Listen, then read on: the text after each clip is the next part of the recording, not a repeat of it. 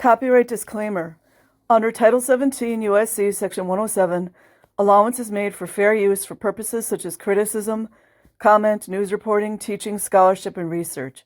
Fair use is permitted by copyright statute that might otherwise be infringing.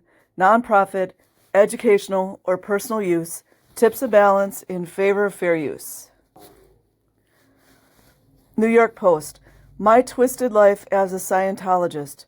Published November 15th, 2009. Mandy Mullen at an anti-Scientology rally yesterday in Midtown. The Church of Scientology is under fire for a spate of recent defections and bizarre teachings, including the idea that humans are infested with the souls of dead space aliens. Mandy Mullen, 20, a shop assistant from Old Bridge, New Jersey, joined Scientology last year when the religion claimed it could fix her spinal disorder, scoliosis. But she tells the Post, it did nothing but destroy her finances and mess with her mind, forcing her to break free a few months ago. Your face makes me want to puke. You look like a big doofus sitting there. For 2 straight hours, I sat in a chair, not allowed to move. By the way, that happens to children as well. Not allowed to move a muscle or blink, staring into the eyes of the man, slinging insults at me. Like I said, this happens to young children. I'm pretty sure that's considered child abuse.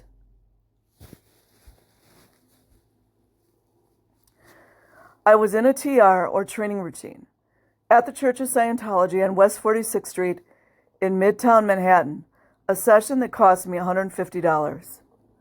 The process was called auditing.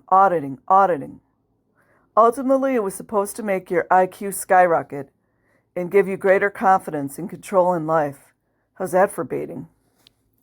At one point, the church brass even told me, church brass like executives, even told me that Scientology, the religion founded by L. Ron Hubbard and convicted felon, in 1952, that offers spiritual rehabilitation, could straighten my spine, which has been curved with scoliosis since I was born.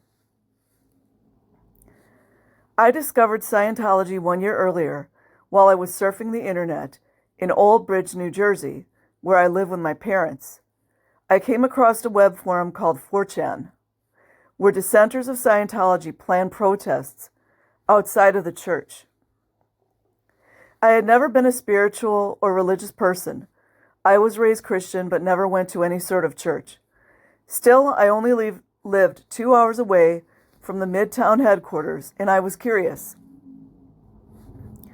I thought, why are all these people protesting? It sounds so cool. So I checked it out myself. At Scientology headquarters, I was led into a basic course room in the basement where I met a woman who told me I had to buy a $150 class on communications. I told her I wanted to think it over. I was 19 and I worked at a convenience store after school, and I said that my mom would freak out if I came home $150 poorer. That's when she tried to intimidate me.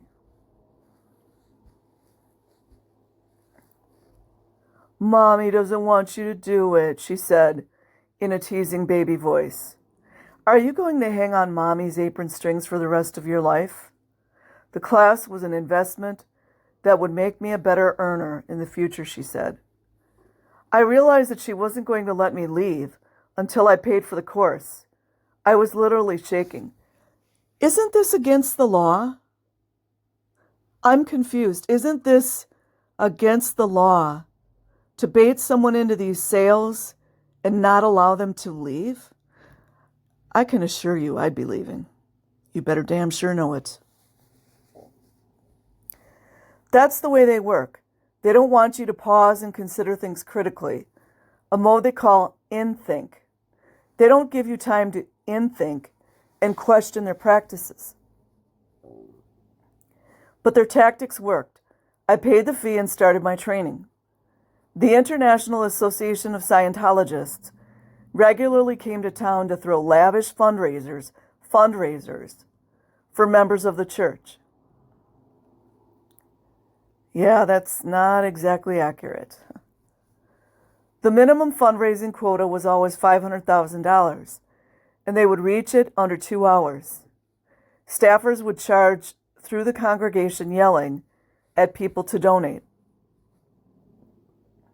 "This is your planet and all you care about is your money," they yelled. That's gaslighting. "You should be giving every last dollar. If you don't give your money, you're a suppressive agent." Little do they know how amazing suppressive is. At one rally, I saw a grown man break down in tears. Oh, that's sad. "I've donated so much money that I'm broke. I have nothing left. You took all my money," he pleaded. That's sad. One of the church leaders glared at him and yelled, "I know you're holding out, and that makes you a suppressive force." Wow, these people are sick. Meanwhile, I was moving up the ranks inside the church. I graduated from newbie to the academy level and spent $1,000 for the 4 courses. In academy, all the students sit in a classroom reading works by L. Ron Hubbard and filling out worksheets. In class, you're not allowed to yawn. That means you've misunderstood a word that you read. If you lean over in your chair, you have to make a clay demo of one of the Hubbard theories. Because I have scoliosis, it always looks like I'm leaning. "Mandy, get the Play-Doh," the teachers would bellow at me. When I told my parents I was taking Scientology courses, they were horrified. But I lied to them about how much money I was spending there. I said it was all complimentary while, in fact, I was throwing thousands, all my savings and earnings, at the church. True parasite. For the leaders of the church, my parents posed a big problem. One leader who was assigned to me, names, said I had to separate from my family because members could not be in the presence of those who criticize Scientology, even if they're parents, children, or a spouse. But I said I didn't have enough money to move out and support myself. My leader, names, however, could never see the other side. It's a very narcissistic way to be. Once I told him that I'd looked at the website of the protesters against Scientology, but I didn't agree with them. I love the church. He flew into a rage. "That's like saying I don't burn blank blank blank. I just like to party with the blank blank blank," he said. They use those words a lot. A few months ago, I met with an ethics officer of the Scientology police and told him about my worries, including the man crying at the fundraiser. "I'm seeing a lot of things I don't like here," I said. His response was that every church needed money to run. We kept arguing until he slammed his fist down and told me, "You're too open-minded to be a Scientologist." Wow, no truer words were ever said, right? Oh, that's funny. At that moment, I got up and walked out the front doors, into the noise and daylight of Manhattan. Yeah, New York. Right outside, clustering on the sidewalk, was a group of Scientology protesters. Without a moment's hesitation, I joined them. That's beautiful. I wish there was more of that. When I turned around, I saw my leader, names, staring at me with a look of pure, concentrated rage. But I'm not afraid of them. My father's a police officer, and that means that they'll leave me alone. Deserting the church is like having a 100-pound parasite. I said they're a parasite. Pry it off your back. I may be broke, but I finally feel free because I have a mind of my own. As told to Annie Carney. So that's it, you guys. I'll leave a link in the description box. Like and subscribe if you choose. Have an amazing day or night wherever you are. Peace.